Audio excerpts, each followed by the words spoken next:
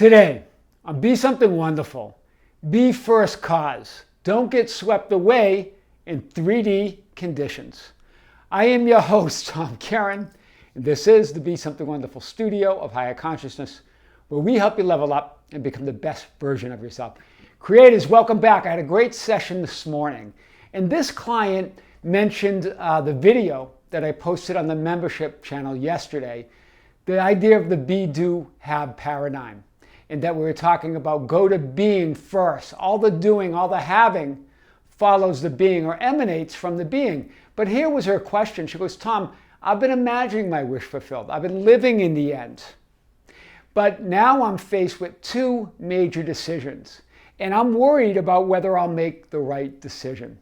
So guys, we're going to unpack this today and more. So here's what my client said. Tom, I've been imagining my wish fulfilled, living in the end, but now I'm faced, see the but there, now I'm faced with some big decisions that have to be made, and I'm worried. I'm worried I won't,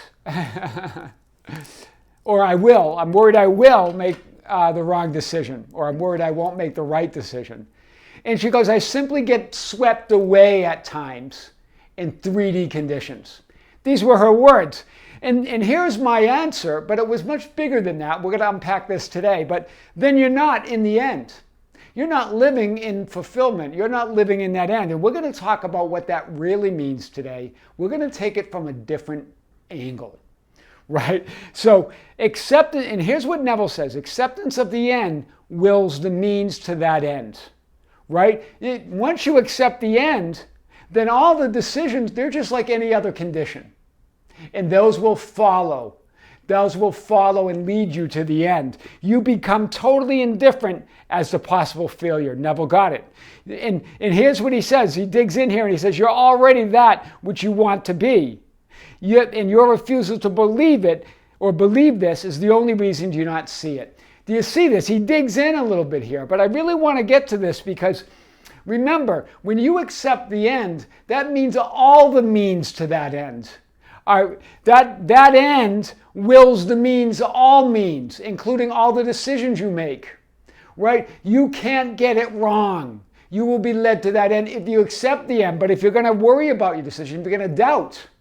Now you're not accepting the end, right? Now you're not in the end, right? You're stuck in linear time, in 3D reality, thinking about some future or some past or something else.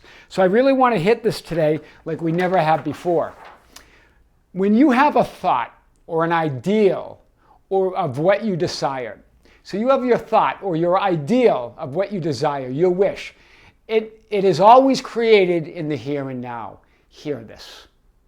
This is big. It's not in the future.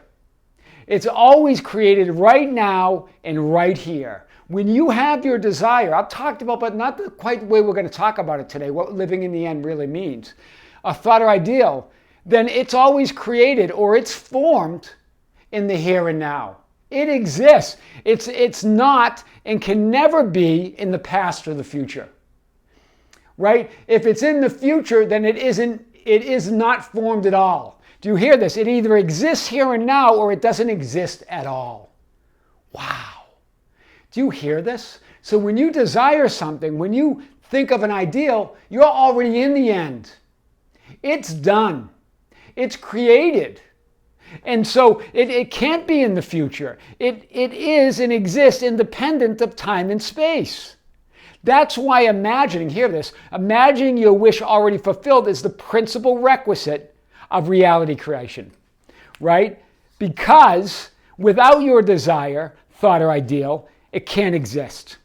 Because without it, your desire, thought, or ideal can't exist. That means without you already imagining it, already being it, already having it, it can't exist. That's why that's a key requisite or requirement for reality creation. Because it's impossible for it to exist unless you are imagining already being it. Because that is where it is. It's here and now when you imagine it. It's here and now when you think of it. Let's take this a little further. That's why Neville Goddard said, make the elsewhere here in the future now, right? Because it already is and you already are. Wow. That's why he said that. You don't even have to make it elsewhere here in the future now. You just got to accept the end. Because when you do that, then it is here and now. You don't have to make anything. Living in the end is being first cause. Just like that first cause, that principle, life principle, right? The law plus love, God, that's first cause. Well, now when you're living in the end, you are relative first cause, right? You're relative to the principle or the source, first source. But you're becoming first cause when you live in the end. Do you see that? But when you doubt it, when you're wondering about decisions, you're not in the end. You're not first cause anymore. You're now getting swept away in secondary causes, secondary conditions. Wow, that's big. Because it already is and you already are it. You are always in the end and you're always in fulfillment. The wish is already fulfilled and your imaginal end is already secured. I really want to get this to you guys. When you imagine it, when you think of it, when you have a desire, the wish is fulfilled, the end is secured. It's only your belief or your refusal to believe it that keeps you away from it. It's already there. You're living the end. You're first cause, because if you're not in, remember, if you're first cause, it's done in the thinking of it. This means all the steps. This is big. This gets to her question about decisions and really about the be, do, have paradigm that we talked about yesterday. Meaning there are things actions you will take, but those are part of those are part of the end, right? Remember, the end wills the means. That's part of the means and the end, right? This means all steps leading to it in physical reality are secured and fulfilled as well. The means is already there. The decisions you make are already part of it. You can't get it wrong, right? The bridge of incidence and the path of least resistance to the 3D manifestation is done. That's what's more, you have already crossed it and walked it. You've already crossed the bridge. You've already walked it. You're already in the end. You get it?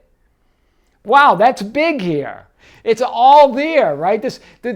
Remember, the acceptance of the end wills the means. It wills all means. Not just the means of other conditions, but the means of decisions as well. Even, quote, big decisions that you're talking about, major decisions. It's all there. It's all included. So the future event is a reality now. This is what Neville Goddard says, in a dimensionally larger world. But what I'm saying is it's a future event is a reality now, period. Right? Neville's right, but period. Doesn't matter. You don't even have to condition it. The future event's a reality now because it's not in the future. As soon as you desire it, as soon as you want it, as soon as you have your ideal, it can only exist in the here and now. There is no future, right? There's only one reality, so it's all right now. It's all here, it's all now. There's only first cause, universal mind, right? And then your power of causation through it.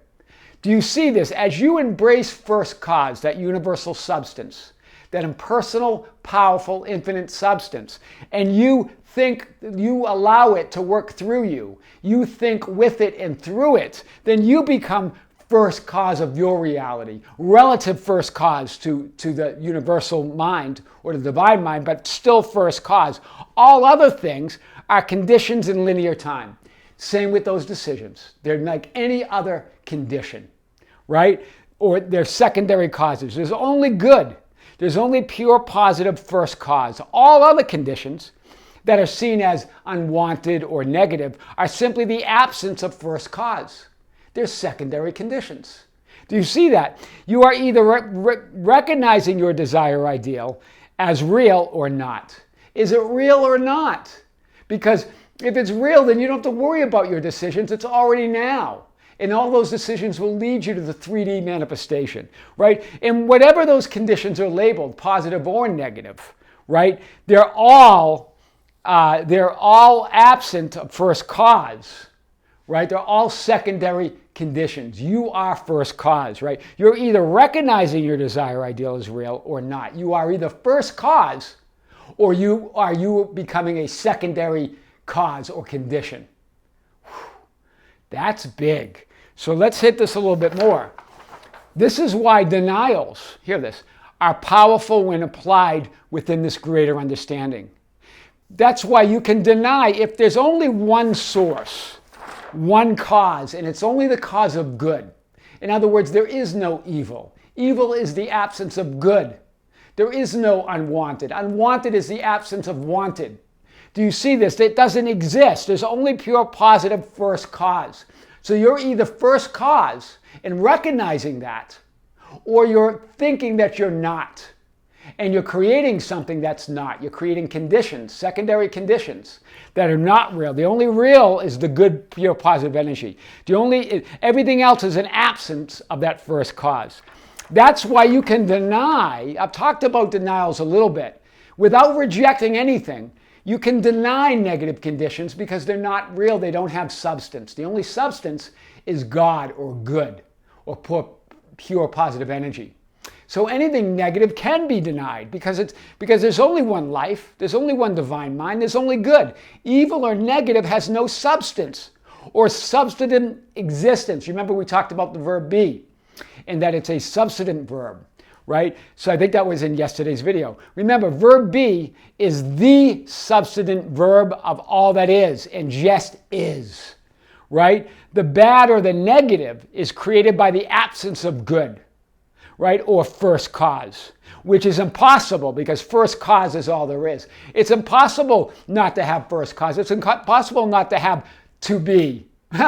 Where would we be without the verb to be, right? So it's impossible. So negative, and if that first cause, that verb to be, is pure positive energy, it's just goodness, then negativity or evil cannot exist. It's created by the absence of you not recognizing that you're first cause.